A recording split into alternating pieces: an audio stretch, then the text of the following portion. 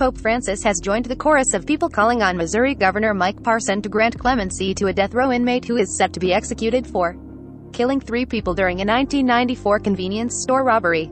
In a letter last week, a representative for Pope Francis wrote that the Pope wishes to place before you the simple fact of Mr. Johnson's humanity and the sacredness of all human life, referring to Ernest Johnson, who is scheduled to be executed at 6 p.m. Tuesday at the state prison in Bonne Terre, about 50 miles south of St. Louis.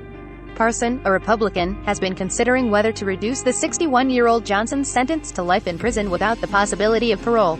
Johnson's attorney, Jeremy Weiss, said executing him would violate the 8th Amendment to the U.S. Constitution, which prohibits executing intellectually disabled people. He said multiple IQ tests and other exams have shown that Johnson has the intellectual capacity of a child.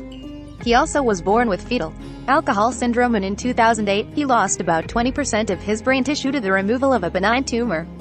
Racial justice activists and 2 Missouri members of Congress, Democratic U.S. Reps. Cori Bush of St. Louis and Emmanuel Cleaver of Kansas City have also called on Parson to show mercy to Johnson, who is black. Supreme Court upholds use of lethal injection drug. June 29, 201,500-204. The Missouri Supreme Court in August refused to halt the execution, and on Friday, it declined to take the case up again. Weiss and other attorneys for Johnson on Monday asked the U.S. Supreme Court for a stay of execution. "This is not a close case. Mr. Johnson is intellectually disabled," they wrote in their court filing. Johnson admitted to killing 3 workers at a Casey's General Store in Columbia on February 12, 1994, manager Mary Bratcher, 46, and employees Mabel Scruggs, 57, and Fred Jones, 58. The victims were shot and attacked with a claw hammer. Bratcher also was stabbed in the hand with a screwdriver.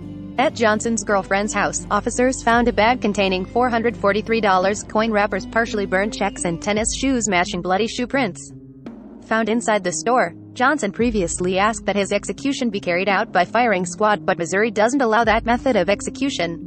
His lawyers argued that Missouri's lethal injection drug, pentobarbital, could trigger seizures due to the lost brain tissue. Johnson was sentenced to death in his first trial and 2 other times. The second death sentence, in 2003, came after the U.S. Supreme Court ruled that executing the mentally ill was unconstitutionally cruel. The Missouri Supreme Court tossed out second death sentence, and Johnson was sentenced for a third time in 2006. If the execution takes place as scheduled, it would be the 7th in the U.S. this year, but the first not involving either a federal inmate or a prisoner in. The peak year for modern executions was 1999, when there were 98 across the U.S. That number had gradually declined and just 17 people were executed last year, 10 involving federal prisoners, 3 in Texas and 1 each in Georgia, Tennessee, Alabama, and Missouri, according to a database compiled by the Death Penalty Information Center. Breaking news emails. Be the first to know about breaking news and other NBC News reports. Sign up. This site is protected by RECAPTCHA privacy policy terms of service.